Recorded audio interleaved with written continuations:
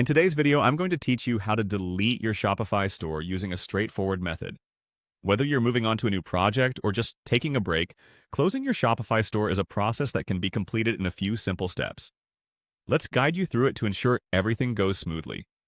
First, you'll need to access your Shopify account. Head over to the Shopify admin page and log in with your credentials. Once you've successfully logged in, you should find yourself on your store's homepage. From here, the next step is to navigate to the Settings section. You'll find the Settings option nestled neatly in the lower section of the sidebar menu on the left side of your screen. Clicking here will open a new page with a variety of options for managing your store preferences. Now that you're on the Settings page, your next task is to locate the Plan tab.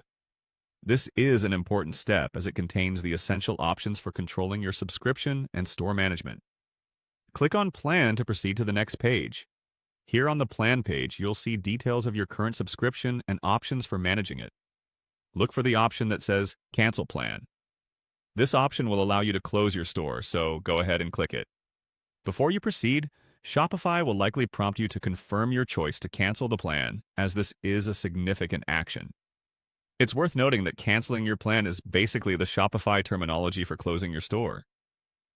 This step is irreversible, so make sure you have everything double-checked before moving further.